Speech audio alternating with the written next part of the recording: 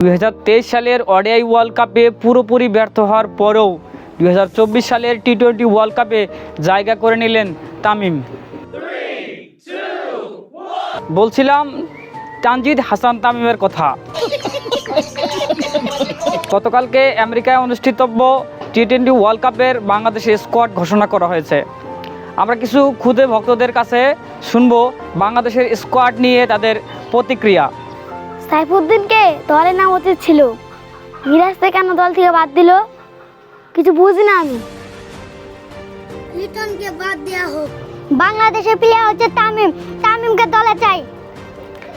বাংলাদেশের আলতু ফালতু প্লেয়ার নিয়ে যায় বিশ্বকাপ খেলতে, বিশ্বকাপ তো জিততে পারি না, উল্টা হাইরে আসে এবং বাংলাদেশের মান সম্মান ডুবায়।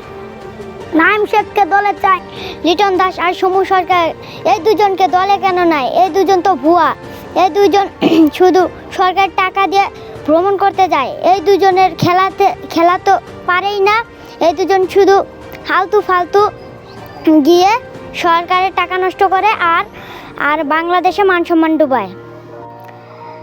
সাকিব আল হাসানের কাছে আমরা একটা বিশ্বকাপ চাই। তিনি এত বড় একটা প্লেয়ার, বিশ্বকাপ দিতে পারেননি বাংলাদেশকে। তার কাছে আমরা তার জন্য আমরা বিশ্বকাপ চাই চাই চাই চাই। শুনছিলাম কিছু খুদে ভক্তের তাদের বাংলাদেশি স্কোয়াড নিয়ে প্রতিক্রিয়া।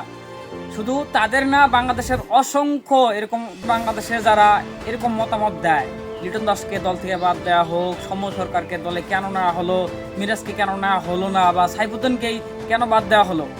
গতকালকে বাংলাদেশের প্রধান নির্বাচক গাজী আশরাফ হোসেন লিপু সাংবাদিকদের উদ্দেশ্যে বলেছিলেন যে কাউকে দলে নেওয়া বা কাল থেকে কাউকে দলে বাদ দেওয়া এরকম প্রশ্ন জিজ্ঞেস করলে অবশ্যই রিপ্লেসমেন্ট বা এরকম যৌক্তিক প্রশ্ন করবেন। তো গতকালকে প্রেস কনফারেন্সে কোনো ভালো সাংবাদিকই কিন্তু কোনো এই বাংলাদেশের স্কোয়াড নিয়ে প্রশ্ন করতে পারেনি। তার মানে কি, আমাদের বাংলাদেশে কোনো লিটন দাসের জায়গায় কোনো রিপ্লেসমেন্ট নাই, হয়তো বা নাই, এই জন্যই কিন্তু কেউ প্রশ্ন করতে পারেনি।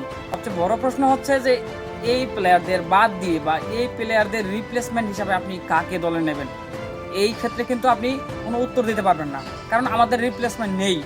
তারাই বর্তমানে বাংলাদেশের সেরা প্লেয়ার, এই জন্যই কিন্তু তোকে দলে নেওয়া হয়। বাংলাদেশের অসংখ্য ভক্ত আছে বা বাংলাদেশ একটা ক্রিকেট পাগল দেশ, এইটা নিয়ে আসলে কারোই কোনো সন্দেহ নাই। কিন্তু এই যে বাংলাদেশের ভক্তদের আন করা মতামত, এরকম আন করা মতবাদ নিয়ে বা এরকম মতামত নিয়ে বাংলাদেশের দল সাজানো ঠিক না। ক্রিকেট যেহেতু একটা পেশা বা এই একটা পেশাদারিত্ব বজায় রাখা উচিত। আর আমার কাছে মনে হয় বাংলাদেশের এবারের যে দল নিয়ে আমেরিকাতে বা ওয়েস্ট ইন্ডিজে যে ওয়ার্ল্ড কাপ খেলতে যাবেন, তারা মোটামুটি ভালো করবেন। সবচেয়ে বড় কথা হচ্ছে আমাদের ভালো করতে হবে। আমাদের যে টিমটা যাচ্ছে এরাই কিন্তু আলটিমেটলি আমাদের দেশে সবচেয়ে ভালো টিম। সো আমরা চাইবো যে এই টিমটাই ভালো করুক, এবার হয়তো বা ভালো কিছু হবে। বাবুরাও কাজটা আইলে তুলে বিশ্বকাপ